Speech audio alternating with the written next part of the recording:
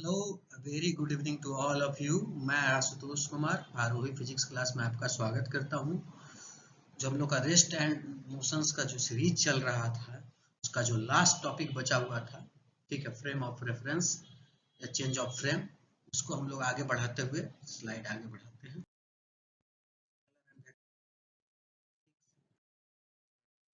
Distance displacement, average speed, instant, उसके बाद average velocity, instant acceleration, instantaneous acceleration हो गया था, फॉलिंग बॉडी का मोशन, चेंज ऑफ फ्रेम। तो चेंज ऑफ फ्रेम क्या है? अगर हम लोग मान ली किसी चीज का स्पीड ऑब्जर्व करते हैं या वेलोसिटी ऑब्जर्व करते हैं, तो सबसे पहले हम लोग किसी मतलब हम लोग जो ऑब्जर्व करते हैं वो किसी न किसी को रेफरेंस मान कर करते हैं। किसी न किसी हमारा फ्रेम जो होता है, कोई एक फिक्स्ड फ्रेम होता है, उसके अगेंस्ट में करते हैं। जैसे मान लीजिए कि कोई ट्रेन, अगर हम लोग बोलते हैं कि ये ट्रेन जो है वो 20 किलोमीटर पर आवर से चल रही है, तो इसका मतलब ये हुआ कि हम लोगों ने अपने आप को, खुद को, हाँ, उसमें स्टैटिक मानकर खुद का फ्रेम ऑफ रेफरेंस बनाया है, ठीक है, या ग्राउंड को फ्रेम ऑफ रेफरेंस बना लिए हैं खुद से अटैच करके। और उस रेस्पेक्ट में ट्रेन की स्पीड जो है वो 20 किलोमीटर पर आवर है, ठीक है। जैसे देखिए, क्या कहते हैं, मोशन तो अर्थ भी मूव कर रहा है, सन भी मूव कर रहा है, मून भी मूव कर रहा है, तो किसी न किसी को हम अपना फ्रेम ऑफ रेफरेंस मानने के लिए उसको उस चीज से अटैच कर देते हैं, और उसके बाद किसी और चीज का वेलोसिटी ऑब्जर्व करते हैं। तो हमको, तो उस रेस्पेक्ट में हम डिफाइन करते हैं कि हाँ, इसका स्पीड इतना है। नो, मतलब नथिंग इज स्टैटिक, ठीक है, कोई भी चीज स्टैटिक नहीं है। हम, हमारा देखने का नजरिया जो है वो स्टैटिक, मतलब उस पर डिपेंड करता है कि उसकी स्पीड क्या होगी, वेलोसिटी क्या होगी। अगर सपोज दैट कि हम बोलते हैं कि ट्रेन 30 किलोमीटर पर आवर से जा रहा है, और जो व्यक्ति ट्रेन के अंदर बैठा हुआ है, अगर वो अपने आप को फ्रेम ऑफ रेफरेंस से अटैच कर ले, मतलब वो उस फ्रेम में देखे, तो उस फ्रेम में उसको ट्रेन जो है वो रुका हुआ दिखेगा। जबकि क्या कहते हैं, जो भी स्टेशन है, पेड़ पौधे हैं, ये सब मूव करते दिखाई देंगे। तो उसके फ्रेम ऑफ रेफरेंस में हम अगर देखेंगे तो क्या कहते हैं कि पेड़ पौधे, ये सब का वेलोसिटी मिलेगा, आदमी जो स्टेशन पर खड़ा है उसका वेलोसिटी मिलेगा। बट वहीं हम अगर स्टेशन पर जो खड़ा आदमी है उसके फ्रेम ऑफ रेफरेंस से देखें तो ट्रेन स्पीड में मिलेगा, ट्रेन का वेलोसिटी मिलेगा, ट्रेन में बैठा आदमी का वेलोसिटी मिलेगा। तो फ्रेम ऑफ रेफरेंस क्या है कि ये हम लोग का एक देखने का तरीका है। कोई चीज स्टैटिक नहीं है, हम लोग जहां अपना फ्रेम फिक्स किए उसके अनुसार मेजर करते हैं, ठीक है। तो अभी हम लोग जो देखेंगे कि चेंज, अब तक जितना क्वेश्चन बना रहे थे उसमें हम लोग ये, मतलब अपने खुद से मतलब अर्थ को, हाँ, एक स्टैटिक फ्रेम ऑफ रेफरेंस लेकर चल रहे थे, और उसके रेस्पेक्ट में सब चीज का स्पीड जो है, वेलोसिटी जो है, वो ऑब्जर्व कर रहे थे। अभी मान लीजिए कि हम लोग फ्रेम जो है वो खुद के कन्वीनियंस के अनुसार वो करते हैं। अभी मान लीजिए कि हम लोगों ने दो फ्रेम चुना, ठीक है, और इस फ्रेम को हम लोगों ने, इस फ्रेम को स्टैटिक मान लिया, ठीक है, स्टैटिक मान लिया, और एक पॉइंट है पी, जिसका हम लोग वेलोसिटी डिस्क्राइब करेंगे, ठीक है। पहले इसका पोजीशन डिस्क्राइब करेंगे, पोजीशन डिस्क्राइब करने के बाद वेलोसिटी डिस्क्राइब करेंगे। ये पॉइंट है ओ, मतलब एक फ्रेम है, सॉरी, इसको हम लोग ओ लिखे हैं तो इसको ओ डैश, हाँ, ये एक फ्रेम है मेरा एक्स ओ वाई, और दूसरा फ्रेम है X dash O dash and Y dash, ठीक है। तो हम लोग ये दो फ्रेम अपने सुविधा के अनुसार लिए हैं। अब अगर हमको ये पार्टिकल पी का पोजीशन लिखना है इसके रेस्पेक्ट में, क्या कहते हैं, फ्रेम एक्स ओ वाई के रेस्पेक्ट में, तो हम लोग क्या लिख सकते हैं उसको, ओपी वेक्टर को हम लोग लिख सकते हैं, आर पोजीशन वेक्टर से डिनोट कर रहा है। किसका पोजीशन चाहिए भाई? तो हमको पी का चाहिए। किसके रेस्पेक्ट में? एस के रेस्पेक्ट में, ठीक है। इस तरह करके लिखेंगे। अब मान लीजिए कि ओ डैश पी लिखना है, तो ओ डैश पी मतलब ये इस फ्रेम के रेफरेंस में लिखना है, X dash Y dash frame के रेस्पेक्ट में, तो इसको लिखेंगे आर पोजीशन, ठीक है, पी किसके रेस्पेक्ट में? एस डैश के रेस्पेक्ट में, ठीक है। तो अभी हम इस पोजीशन का वेक्टर एडिशन से हम लोग अगर देखें कि मान लीजिए इस वेक्टर को ओ डैश वेक्टर को OP dash O dash P vector के साथ जोड़ेंगे तो ओपी मिलेगा ना। तो इसको हम लोग ऐसे लिख सकते हैं, vector OP is equal to O dash vector plus O dash P vector. ठीक है, ओपी वेक्टर क्या है, आर पी का एस के रेस्पेक्ट में plus O dash, O dash को क्या लिख सकते हैं, आर एस डैश का एस के रेस्पेक्ट में प्लस सबको हम एस के रेस्पेक्ट में लिख रहे हैं O dash P, O dash P. अब इस फ्रेम के रेफरेंस में क्या लिख सकते हैं, आर, ठीक है, पी एस डैश के रेस्पेक्ट में, ये लिख सकते हैं, यहां तक कोई दिक्कत नहीं होनी चाहिए। ठीक है, हम लोग सिर्फ पोजीशन ऑफ पार्टिकल लिख रहे हैं, position of particle with respect to S and S dash. तो हम लोग ये इसका मतलब क्या हुआ कि position of particle with respect to S is equal to position of S dash frame with respect to S plus position of particle P with respect to S dash. ठीक है, इस फॉर्म में लिखते हैं। अगर इसको हम लोग डिफरेंशिएट कर देंगे तो क्या मिलेगा, D by D T R P S is equal to D by D T R S dash S plus D by D T R P S dash लिख सकते हैं। अच्छा, डी बाई डी ये क्या हुआ, पार्टिकल का velocity किस frame में, एस फ्रेम में, ये क्या हुआ, पार्टिकल ऑफ क्या कहते हैं, speed of frame, speed of frame कौन, एस डैश, किसके रेस्पेक्ट में, एस के रेस्पेक्ट में, प्लस स्पीड ऑफ पार्टिकल किसके रेस्पेक्ट में, एस डैश के रेस्पेक्ट में। तो ये हमारा एक इंपॉर्टेंट रिलेशन मिल गया कि अगर मान ली यूनिफॉर्म वेलोसिटी v से मूव कर रहा है X dash Y dash frame, तो हम लोग उसका क्या कहते हैं, अगर और हम लोग को अगर ये एस फ्रेम में उसका स्पीड निकालना, वेलोसिटी निकालना है तो हम लोग ऐसे निकालेंगे। ठीक है, और अगर मान लीजिए कि ये निकालना है हम लोग को एस डैश फ्रेम में पार्टिकल का स्पीड निकालना और उसका वो दिया हुआ है, एस फ्रेम में स्पीड दिया हुआ है, तो हम लोग इसको डायरेक्ट ऐसे कर देंगे, vp dash is equal to V P S minus V S dash S, ये हमारा निकल जाएगा स्पीड। ठीक है, सेम इक्वेशन को हमने लिख दिया।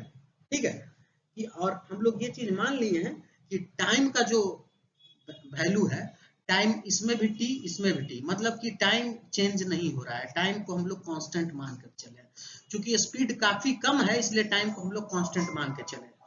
ठीक है, अगर स्पीड ज्यादा होता तो हम लोग टाइम को कांस्टेंट मान के नहीं चलते।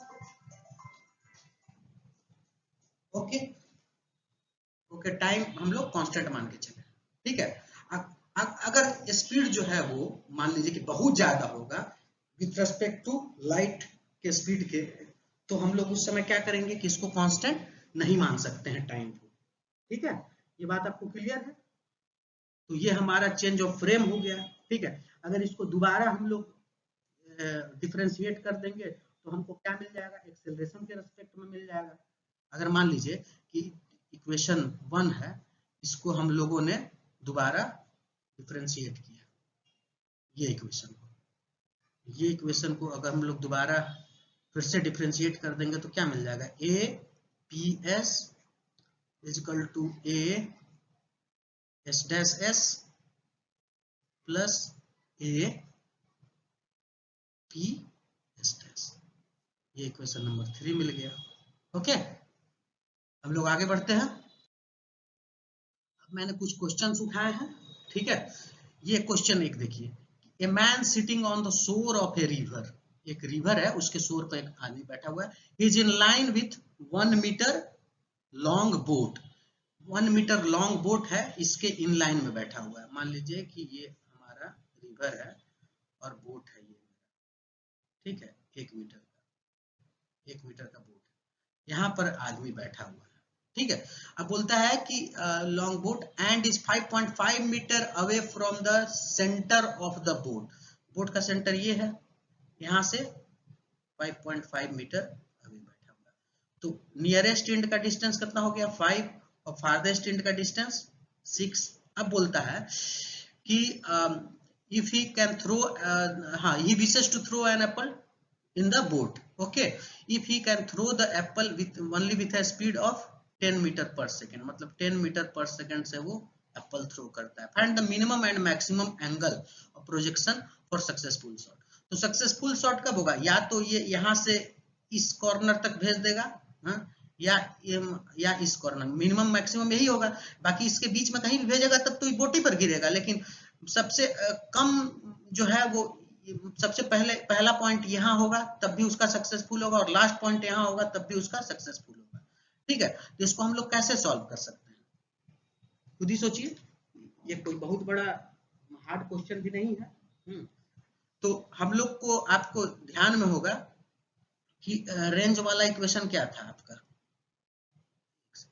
रेंज वाला इक्वेशन जो था, रेंज का is equal to U square sine 2 theta by G, यही था। तो रेंज कितना हुआ, पहला बार में 5 मीटर हुआ, U square sine 2 theta by G. यहां से आप एक बात बताइए, sine 2 theta is equal to 5g by U square, okay. 5 into 10, U square का वैल्यू क्या हुआ 10 इंटू 10, तो sine 2 theta is equal to sine 2 theta is equal to 1/2। तो इसका मतलब 2 theta is equal to 30 degree, ठीक है। Theta is equal to 15 degree, 30 भी होगा और कितना हो जाएगा 150 हो जाएगा, तो यहाँ पर 75 हो जाएगा, ठीक है। अच्छा, मैक्सिमम रेंज कितना होगा 6 equal to U square sine 2 theta by G. इसका मतलब क्या हुआ कि sine 2 theta is equal to 6 into 10 by 10 into 10, ये से ये कट गया, इससे आपको क्या मिल गया 2 theta is equal to sine inverse 0.6, और यहां से आपको थीटा का वैल्यू मिल गया हाफ साइन इनवर्स 0.6, ये हो गया आपका, ठीक है। इसमें कोई दिक्कत नहीं होना चाहिए। नेक्स्ट क्वेश्चन, ये नेक्स्ट क्वेश्चन 46 नंबर मैंने उठाया है। A river 400 metre wide flowing at a rate of 2 metre per second, मतलब 400 मीटर का रिवर है। इसका विड्थ जो है वो कितना है 400 मीटर, ठीक है। A boat is sailing at a speed of 10 metre per second with respect to water. तो बोट का स्पीड कितना है, स्पीड ऑफ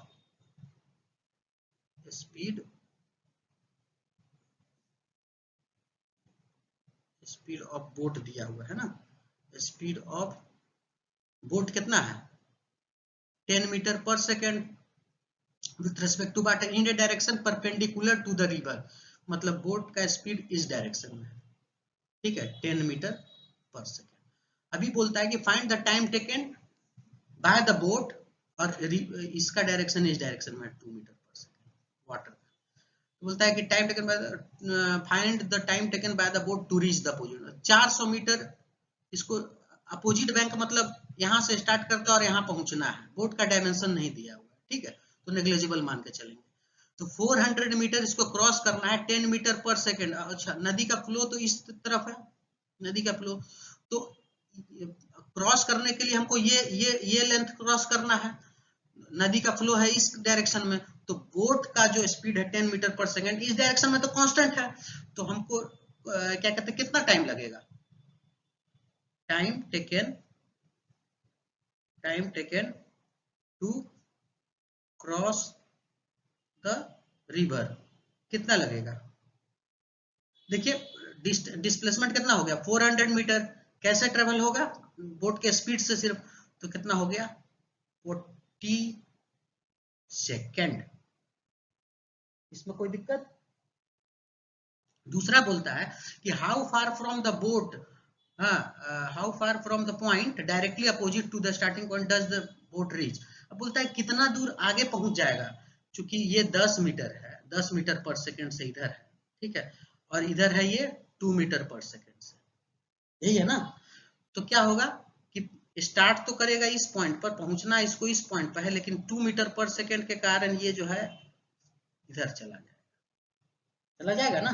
तो ये कुछ एंगल होगा, ये एंगल कितना होगा, कितना क्रिएट होगा, तो 10 मीटर और इधर 2 मीटर है, तो tan थीटा इक्वल टू हम लोग क्या लिख सकते हैं, मान लीजिए कि ये पॉइंट है आपका A, ये पॉइंट है आपका B, ये पॉइंट है आपका C, तो tan थीटा बराबर क्या हो जाएगा BC by AB, BC by AB, AB कितना है 400 मीटर,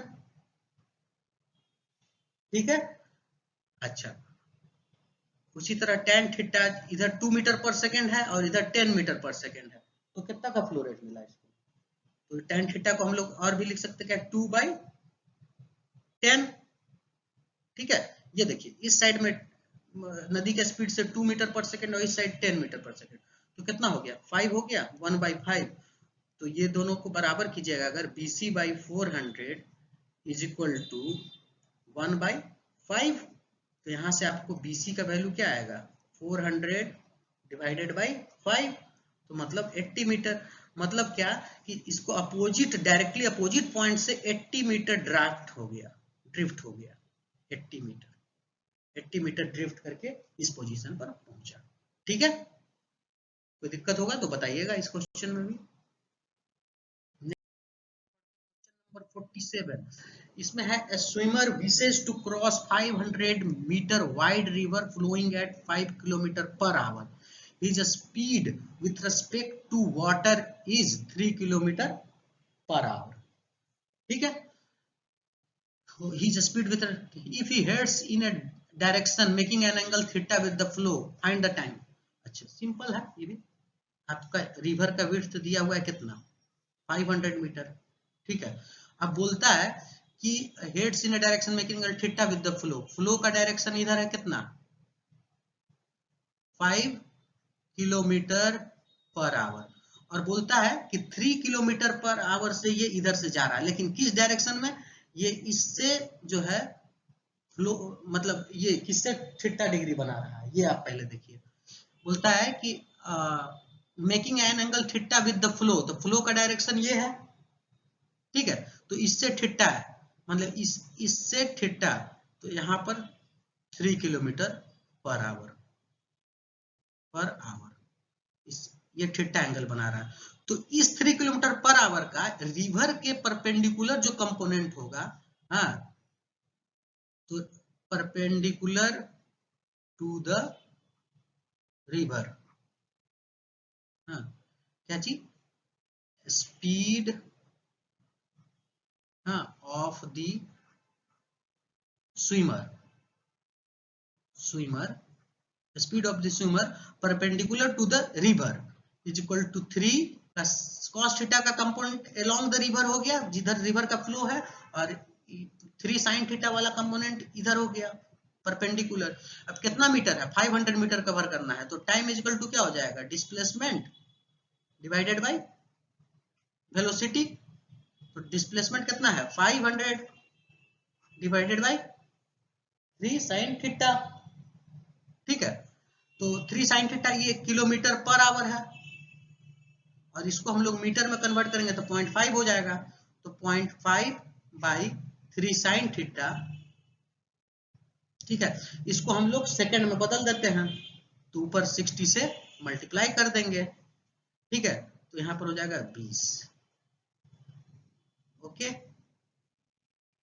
तो 20 इंटू 0.5 यानी 10, 10 बाई साइन थीटा, ठीक है। ये किसमें, सॉरी ये मिनट में हो जाएगा ना, 60 से मल्टीप्लाई किया है, क्योंकि आवर में है 60 से मल्टीप्लाई कर दिए तो मिनट में कन्वर्ट हो गया, तो 10 बाई 60 मिनट, ये आपको टाइम लग गया।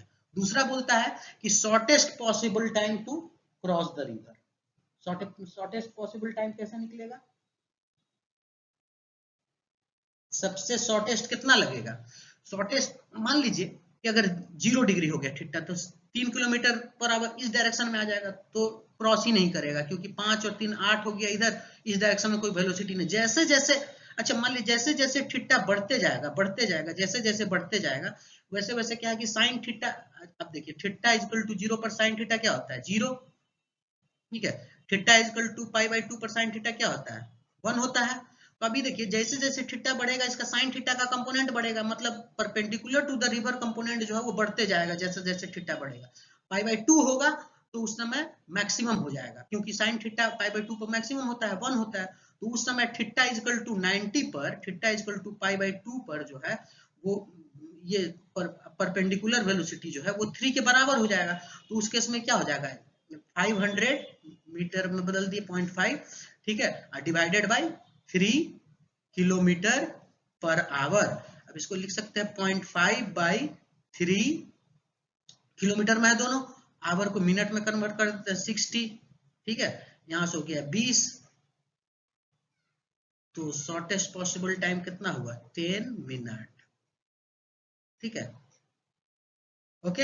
यहां से भी आप देख सकते हैं कि साइन थीटा जब मैक्सिमम होगा तो ये टाइम मिनिमम हो जाएगा। साइन थीटा का मैक्सिमम वैल्यू कितना होता है? 1, तो ये मिनिमम हो जाएगा 10 मिनट। ठीक है, नेक्स्ट क्वेश्चन की तरफ बढ़ते हैं।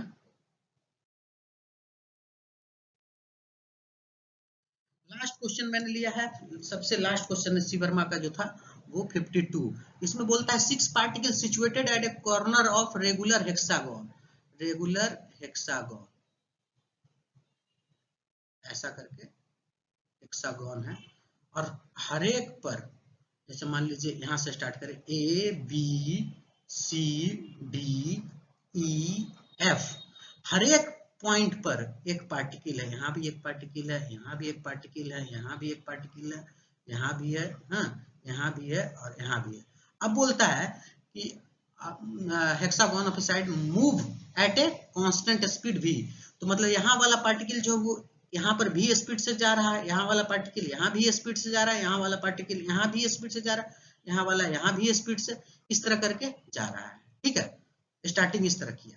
बोलता है each particle maintains a direction towards the particle. हर एक पार्टिकल अपना अगला पार्टिकल को देख रहा है और उसी डायरेक्शन में भी से जा रहा है। Calculate the time the particle, calculate the time the particle will take to metre. अभी क्या होगा कि ऐसे ऐसे जैसे ही आगे बढ़ेगा, फिर ये इस साइड बढ़ेगा तो फिर ये अपना मोशन इधर कर लेगा, ये देखेगा कि ये पार्टिकल इधर आ गया तो ये अपना मोशन इधर कर लेगा। इस तरह करके ऐसे ऐसे घूमते घूमते घूमते घूमते घूमते घूमते एक पॉइंट पर सब लोग आ जाएगा। समझ में आया? नहीं, फिर से देखिए, ये ए है, ये बी है, ये सी है। अभी देखिए ये पार्टिकल जो है इसको देख के इधर मूव कर रहा है।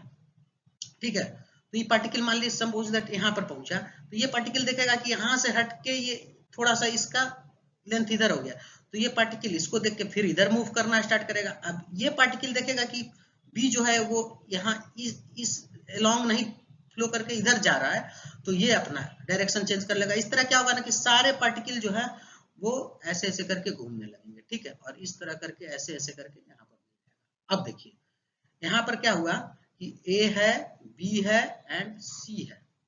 ठीक है, अब हम लोग देखते हैं कि कैसे कैसे मूवमेंट हो रहा है। तो ये भी से इधर जा रहा है और ये भी से इधर जा रहा है। ये एंगल कितना है? हेक्सागोन है, ये एंगल 60 डिग्री है। तो ए और बी के बीच जो कंपोनेंट होगा वेलोसिटी का, जो दोनों एक दूसरे के पास अप्रोच कर रहे हैं, तो अप्रोच वेलोसिटी कितना होगा? Approach velocity of A towards B is equal to कितना होगा? भी तो आपका भी है इस डायरेक्शन में, मान लीजिए इसको x मान लीजिए, और बीसी ये बी पार्टिकल जो है बी पर जो है उसका बीसी डायरेक्शन में है, तो इसका ये वाला हॉरिजॉन्टल कंपोनेंट जो है वो इससे सेपरेट हो रहा है, ये इधर जा रहा है और बी इस साइड जा रहा है। तो अप्रोच करने का यहाँ पर माइनस हो जाएगा, क्योंकि डिस्टेंस बढ़ने लगेगा ना, बी इस साइड जाएगा तो डिस्टेंस बढ़ने लगेगा।